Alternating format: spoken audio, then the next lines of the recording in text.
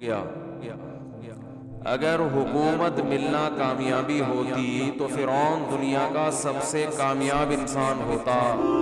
İşimde Allah, dilimde Allah, zikrimde Allah, fikrimde Allah, aklımda Allah, aşkımda Allah, aslımda Allah, kanımda Allah, hasbi Rabb. پیسہ آنا کامیابی ہے. اگر کامیابی ہوتی تو پیسے جس کو پیسہ ملا وہ ناکام کیوں ہو گیا؟ قارون ناکام کیوں ہو گیا؟ اگر حکومت ملنا کامیابی ہوتی تو فرعون دنیا کا سب سے کامیاب انسان ہوتا، حالانکہ وہ دنیا کا سب سے ناکام انسان ہے. تو پوری دنیا میں یہ چیز کامن ہے، پوری دنیا میں، ہندو میں بھی، عیسائی میں بھی، مسلمانوں میں بھی، سکھوں میں بھی. صبح سے لے کے دوپہر، دوپہر سے لے کے شام، شام سے لے کے رات، رات سے لے کر صبح. صحت اچھی، پیسہ اور عزت، بس اسی کے پیچھے پاگل ہو گیا انسان. پاگل کا لفظ ہلکا ہے، باولا ہو گیا. باولا سمجھتے ہیں؟ یہ پاگل کی سپرلیٹو ڈگری ہے. ہمیں اپنے بارے میں تو پتہ ہونا چاہیے نا ہم کیا ہو گئے ہیں. تو پاگل کی سپرلیٹو ڈگری ہے باولا. اور حقیقت یہ ہے کہ جب اپنے حالات میں انسان غور کرے، لوگوں سے ملے، تو ایسا ہی لگتا ہے کہ دنیا کو مسافر خانہ سمجھنا، بولو، چھوڑ دیا. صبح شام موتیں دیکھ رہے ہیں. ابھی ایک صاحب آئے ہوئے تھے، انہوں نے بتایا کہ کچھ پروجیکٹ چل رہے ہیں کراچی میں، اربوں روپے کی مالیت کے ہوں گے وہ. تو جو اونر تھا نا، جو مالک تھا، بہت ارب پتی، بہت پیسہ ہے لوگوں کے پاس. اچھا، یہ بات مجھے جو صاحب بتا رہے ہیں وہ بینک کے مینیجر ہیں، ظاہر ہے ان کے سامنے اکاؤنٹ کی پوری ڈیٹیل موجود ہوتی ہے. انہوں نے نام نہیں لیا مجھے، کیونکہ یہ تو انلیگل ہے نا، نام نہیں لیا. بس بتایا کہ کراچی کا ایک بڑا تاجر ہے. مجھے انہوں نے کہا کہ اس سے میں آپ کی ملاقات کرواؤں گا، کچھ باتیں پوچھنی ہیں، اس نے پوچھنی ہے یا آپ نے اس کو کچھ نصیحت کرنی ہے. عجیب بات آپ دیکھیں، دوبارہ میری ان صاحب سے جب ملاقات ہوئی تو انہوں نے کہا کہ اس کا انتقال ہو گیا.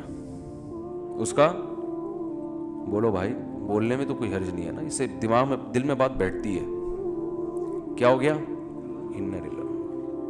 اتنا بڑا آدمی، 20 گاڑیاں دائیں بائیں چلا کرتی ہیں اس کے، بہت پیسہ، کوئی سیاسی جماعت کے نہیں ہے. بیٹھے بیٹھے کیا ہو گیا بھائی؟ انا للہ. بھائی انا للہ کی کوئی وجہ بھی تو ہوتی ہے. کووڈ ہوا تھا، کیا ہوا تھا، پتہ نہیں کووڈ تھا نہیں تھا، لیکن ٹینشن، اتنا پیسہ، اتنا پیسہ کہ جب پیسہ آتا ہے تو بڑی خاندانی بات کی انہوں نے، اور کہا گورے یہ کہتے ہیں کہ جب پیسے کا گراف بڑھتا ہے نا، اوپر جاتا ہے، تو موت کا چانس بھی اسی حساب سے، موت کا گراف بھی اسی حساب سے اوپر جاتا ہے. سمجھ رہے ہو؟ جیسے جیسے پیسہ آئے گا نا، مرنے کے چانسز بھی اتنے ہی حساب سے بڑھتے چلے جائیں گے. یہ گوروں کی ریسرچ ہے، گوروں کی. لہذا جیسے جیسے پیسہ آ رہا ہے تو ایسے آدمی کو اپنی زندگی بچانے کے لیے غریب آدمی کی نسبت زیادہ محنت کرنی پڑتی ہے. سمجھتے ہیں؟ کچھ نہیں تو نیپ والے آج کل پیچھے پڑ جاتے ہیں، وہی ٹینشن دے دے کے مار دیتے ہیں. نہ کرنا نہ کرانا کچھ نہیں ہے، خامخواہ کی کیا ہے ٹینشن. بلا وجہ آ کے پوچھیں گے کہاں سے آ رہا ہے، کدھر جا رہا ہے، کیا کر رہا ہے، کیوں کر رہے ہو، یہ حساب دو، وہ حساب دو. آخرت کے حساب سے پہلے ہی اتنا حساب شروع ہو جاتا ہے، ویسے ہی ایک دماغ میں ٹینشن. تو بات میں یہ عرض کر رہا تھا کہ اتنا بڑا تاجر اور بیٹھے بیٹھے انا للہ و انا الیہ راجعون. یہ ہے دنیا، اٹ از کالڈ دنیا. تو اتنی موتیں اپنی سامنے میں نے بھی دیکھ لیں، آپ نے بھی دیکھ لیں، اتنے لوگوں کو مرتا دیکھا. اور موت ایسی ظالم چیز ہے، وہ یہ نہیں دیکھتی کہ آپ کی بچی کی ابھی شادی ہونے والی ہے، آپ ابھی پہلی یا دوسری کی تیاری کر رہے تھے، آپ کی ابھی جاب لگی ہے، تنخواہ کا پہلا دن ہے آپ کا، آپ کا بیٹا ابھی جوان ہوا ہے، یا یہ کہ آپ کے ابا کو آپ کی ابھی ضرورت ہے، یا معاشرے کو آپ کی ابھی ضرورت ہے، کچھ بھی نہیں دیکھتی. کوئی بھی کسی بھی ٹائم پہ مر سکتا ہے. میں اکثر اس موقع پہ ایک واقعہ بیان کرتا ہوں. ہمارے ایک دوست تھے عالم، بڑے مالدار بھی، اکلوتے بیٹے اپنے والد کے. انہوں نے پڑھا لکھا کے ان کو عالم بنایا، بہت پیسہ خرچ کیا اور ہر لحاظ سے ان کو بے فکر کر دیا. وہ تھے بھی بڑے ذہین اور بڑے پرہیزگار، اور بہت خوبصورت بھی تھے. ساری چیزیں جمع ہو جائیں، دین کی خدمت کا جذبہ بھی، دین کا مضبوط علم بھی، خاندانی اعتبار سے بھی، اور ینگ بالکل. تو ہمارا جب ہم طالب علم تھے، ہم نے کہا یار اللہ ان سے بہت کام لے گا، یہ بہت کچھ بڑے بنیں گے یہ. تو ہائی روف میں کہیں جا رہے ہیں پیچھے بیٹھے ہوئے، تو کچھ اوباش قسم کے لڑکے کراچی میں، وہ ریوو یا ویگو ٹائپ کی کوئی گاڑی تھی بڑی، اس میں غلط اوورٹیک کیا ان لڑکوں نے اور ہٹ کیا. آن دا اسپاٹ ان کی ڈیتھ ہو گئی. اچھا ایک رات پہلے میرے سے گپ شپ ہوئی، بہت اچھی گپ شپ ہو رہی ہے ہماری، اور گپ شپ بھی کیا ہو رہی ہے بہت معذرت کے ساتھ، میں ان کو دوسری شادی کی ترغیب دے رہا تھا. میں نے کہا آپ کے پاس اتنا پیسہ ہے، آپ خوبصورت بھی ہیں ماشاءاللہ، علم بھی آپ کے پاس بہت ہے، تو آپ کو چاہیے کسی بیوہ سے دوسری شادی کر لیں. بیوہ سے میں ترغیب دے رہا تھا ان کو. انہوں نے کہا یار میری گھر والی راضی نہیں ہے، میری وائف میری پھٹے کر رہی ہے. میں نے بات چلائی ہے، ایک دن پہلے بھی ہوئی تھی نا، تو بات چلائی ہے، بڑا مسئلے ہو گئے، یہ نہیں ہو سکتا، اٹ ازنٹ پاسبل وغیرہ وغیرہ. آج کل نہیں. میں نے کہا بھائی دیکھو، میں نے ان کو یہ سمجھانے کی کوشش کی کہ آپ اگر مر جاتے ہیں تو آپ کی بیگم بیوہ ہو جائے گی، وہ ساری زندگی بیٹھی رہے گی پھر ایسے ہی.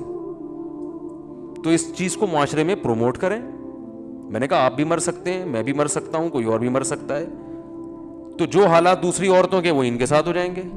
تو آپ اس کی بنیاد رکھ لیں تاکہ اللہ نہ کرے آپ مرتے ہیں تو کوئی آپ کی بیوہ سے کر لے، آپ کے بچوں کو کوئی سرپرست مل جائے گا. 2-3 بچے تھے ان کے، کوئی سرپرست مل جائے گا آپ کے بچوں کو، کوئی جو ہے وہ. اور ظاہر ہے کہ خاندان میں ہی کرتا ہے نا، یعنی خاندان والے کریں تو ٹھیک ہے، غیروں میں تھوڑی بچے جا سکتے ہیں. تو میں نے کہا ہمت کریں. بہت ہمت دلائی ہے جی، میں نے گھنٹہ لگا دیا ہوگا ان کے اوپر. پھر آخر میں کہنے لگے اس زمانے میں عدل بہت مشکل ہے، برابری نہیں ہو سکتی. میں نے کہا آپ کو اللہ نے پیسہ بھی دیا، آپ متقی بھی ماشاءاللہ ہماری رائے میں، اور لوگ بھی کہتے ہیں آپ پرہیزگار آدمی ہیں. آپ کے جو پورے خاندان سے دین کے معاملے میں ٹکر لینے کے واقعات بھی مجھے معلوم ہیں. ان کے بڑے واقعات تھے کہ ایک دفعہ ان کو کہیں شبہ ہو گیا کہ میرے والد کی جو کمائی ہے اس میں کچھ شبہ ہے، تو وہ گھر سے بائیکاٹ کر لیا انہوں نے کہ میں نہیں کھاؤں گا. پھر وہ پتہ چلا نہیں ایسا نہیں ہے. میں نے کہا آپ نے کئی موقع پہ دین کے معاملے میں پورے خاندان سے ٹکر بھی لیا ہے، تو اس کا مطلب آپ میں حوصلہ بھی ہے. اس کے باوجود بھی اگر آپ عدل نہیں کر سکتے تو پھر میں نے کہا یہ قرآن سے 4 شادیوں والی آیتیں نکال دیں، یہ ایسے ہی اللہ نے نازل کر دی ہیں، دنیا میں کوئی بھی عدل کر ہی نہیں سکتے. تو اللہ نے بس جنرل نالج کے لیے بتا دیا کہ 2 بھی کر سکتے ہو مجبوری میں، لیکن پریکٹیکلی یہ ممکن نہیں ہے. تو ویسے ہی آ گئی. میں نے ان کو سمجھانے کے لیے، ہنسنے لگے، مانے پھر بھی نہیں. میں نے دیکھا ہے کہ جب میں دلائل کے انبار لگاتا ہوں لوگ ہنستے ہیں، مجھے پتا ہوتا ہے مانیں گے پھر بھی نہیں، بس ہنستے ہیں مسکراتے ہیں. ویل ڈن، زبردست دلائل آپ کے، السلام علیکم، جا رہا ہوں. ایسا ہی ہوا. اگلے دن 12 بجے مجھے خبر آئی کہ ان کے ایکسیڈنٹ میں انتقال ہو گیا. اف، مجھ پہ بڑی قیامت گزری. ان کے گھر والوں کا، ہمارے گھر والوں کے پاس فون آیا کہ وہ رات آئے تھے اور کہنے لگے کہ میں بھی ایک کرنا چاہتا ہوں، کسی بیوہ سے کر لوں گا. تو ظاہر ہے خواتین تو اس پہ رد عمل کرتی ہیں جو ایک نیچرل ہے بالکل. کہہ رہی میں نے اتنا ریئیکشن کیا کہ صبح جانے سے پہلے انہوں نے کہا کہ بے فکر رہو، میرا ارادہ نہیں ہے، خام خواہ میں ٹینشن نہ لو. اچھا میں نے اب بات چل پڑی ہے تو ایسی اپنی نجی باتیں کرنی نہیں چاہیے، لیکن جب چل پڑی ہے تو بس اللہ کی طرف سے ہو گیا. یہ میرا کوئی ارادہ نہیں تھا ایسی باتیں. تو میں نے اس وقت تازہ دوسری کی ہوئی تھی اور بہت موسٹ وانٹڈ بنا ہوا تھا میں کہ جہاں ملے کوٹو اس کو پکڑ کے. میں ٹھیک ٹھاک ٹینشن میں تھا ان دنوں میں. تو ان کے گھر والوں نے ہمارے گھر والوں کو فون کیا کہ آپ کو جو غم پہنچا ہے نا کہ آپ کے میاں نے دوسری کی ہے، وہ میرے غم سے بہت کم ہے. آپ کے بچوں کے پاس باپ بھی ہے، آپ کی ایک سوگن آئی ہے. بس مجھے جو غم پہنچا ہے، میرے میاں رات کو بات کر کے گئے ہیں اور پھر ایگریمنٹ کیا نہیں کروں گا، تو میں تو سرے سے میاں سے ہی محروم ہو گئی. میرے ذہن میں یہ بات آئی کہ یہ اتفاقی واقعہ نہیں ہے, یہ کوئی اتفاقی حادثہ نہیں, یہ اللہ کی طرف سے مصلحت تھی اس میں, اور میں بیان بھی اسی وجہ سے کر رہا ہوں کہ مجھے اس میں بڑا سبق ملا. تو یہ واقعہ بھی ہے تقریباً 15 سال پرانا جو میں بیان کر رہا ہوں, 15 سال پرانا واقعہ ہے. تو وہی ہوا, 12 بجے دن میں کال آئی کہ ان کا انتقال ہو گیا. گھر والے ان کی وائف بیوہ ہو گئی, بچے یتیم ہو گئے. وہی پھر سب کو پتہ ہے ہمارے معاشرے میں دوبارہ شادی آسان کام بولو بھائی نہیں ہے, وہ ہوتی بھی ہے تو اس جیسا تو نہیں ملتا. دوسری کر رہے ہوتے ہیں, ہم جیسے جن کو لوگ ویسے ہی کہتے ہیں یہ ٹریک سے ہٹے ہوئے لوگ ہیں, یا وہ بہت ہی کوئی مکھنچو ٹائپ کے لوگ ہوتے ہیں وہ کر رہے ہوتے ہیں. کوئی شریف آدمی ابھی تک مجھے بہت کم لوگ نظر آئے ہیں, کم بھی اس لیے کہہ رہا ہوں کہ 2-3 ہیں وہ کہیں گے یار ہمیں شرافت سے نکال دیا آپ نے. تو کوئی سمجھدار آدمی, کوئی عزت دار لوگ, کوئی وہ نہیں تیار ہوتے اس کام کے لیے. تو میں کہتا ہوں یار بس یہ سوچ لیا کرو کہ بیوی میری بیوہ بھی ہو سکتی ہے, اور عورتیں بھی یہ سوچ لیا کریں کہ میں بیوہ بھی ہو سکتی ہوں. اللہ جیسے دوسری عورتوں سے اللہ نے میاں کو چھینا ہے تو میرے میاں کو بھی اللہ مجھ سے چھین سکتے ہیں.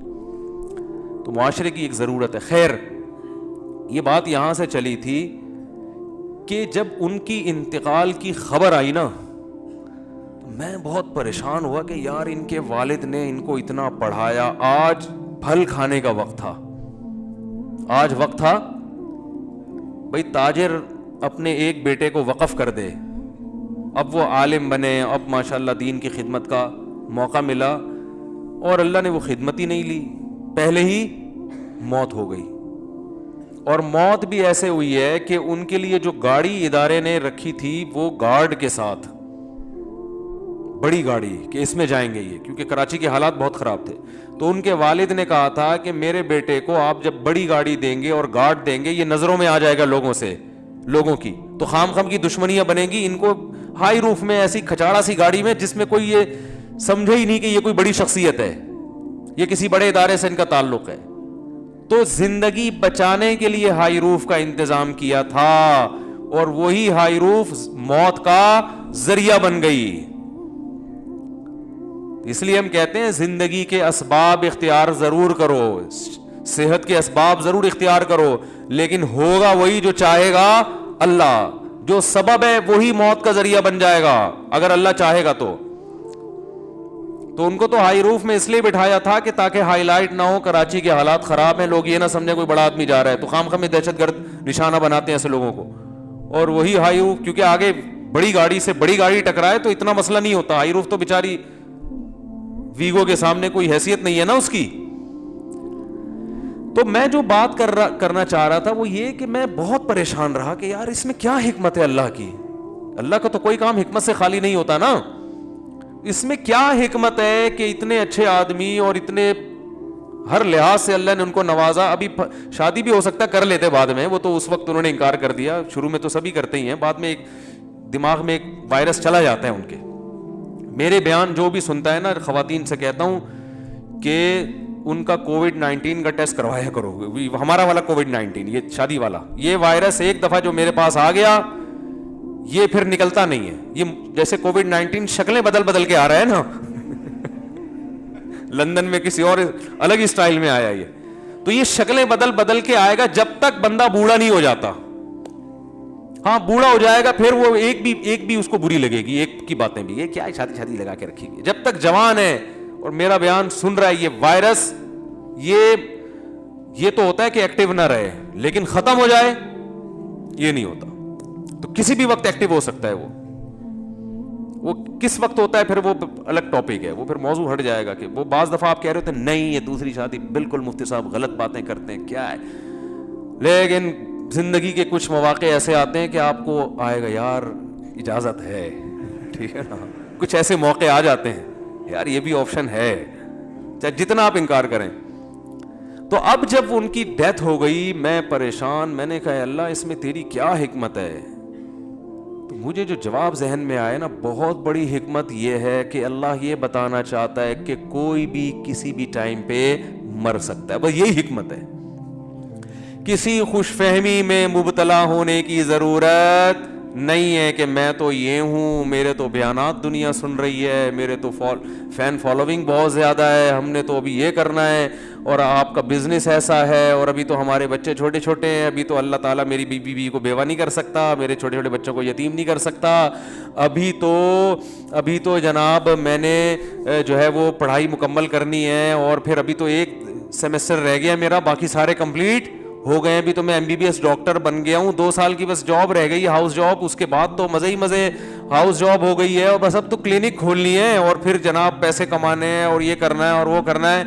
بھائی جان کوئی بھی کسی بھی ٹائم پہ مر سکتا ہے, ایسا اللہ کی طرف سے کوئی گارنٹی نہیں ہے, سمجھ رہے ہو, بلکہ اللہ دکھائے گا. اور یہ انگریزوں میں بھی ہوتا ہے جن کی صحتیں ہم سے اچھی ہیں.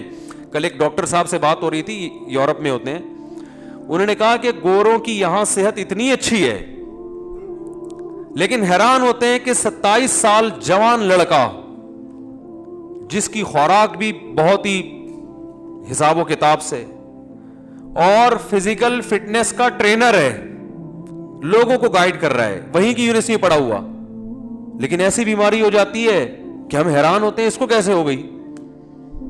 بیماری کا کوئی سبب نہیں ہوتا, لیکن آدمی موت کے منہ میں چلا جاتا ہے. تو وہ خود یہ کہہ رہے تھے کہ بس یہ اللہ کے کام ہے, سب کچھ سائنس نہیں ہے, سب کچھ اسباب نہیں ہے.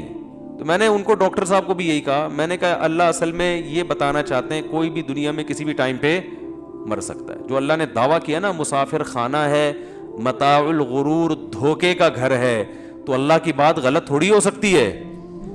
اگر یہ دنیا ایسی اللہ بنا دے کہ آپ اپنی صحت کا بہت خیال رکھ رہے ہو, تو آپ نے واقعی 90 سال ہی جینا ہے, سب کے ساتھ ایسا ہی ہونا شروع ہو جائے, تو یہ دھوکے کا گھر تھوڑی ہوگی.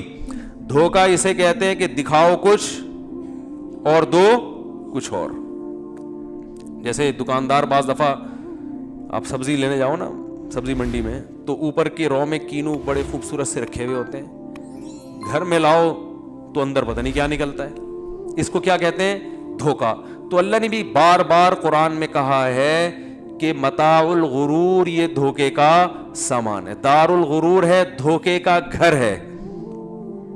تو دھوکے کا مطلب یہی ہے کہ دنیا جب آپ کو خوبصورت خواب دکھائے گی, آپ سمجھو گے یار ابھی یہ ہو جائے گا, ابھی یوں ہو جائے گا, ابھی ایسے ہو جائے گا, ابھی تو بڑا بچہ ہو جائے گا, پتہ چلے گا کہ جی سارے پلان آپ کے 2 سیکنڈ کے اندر خاک میں مل جائیں گے.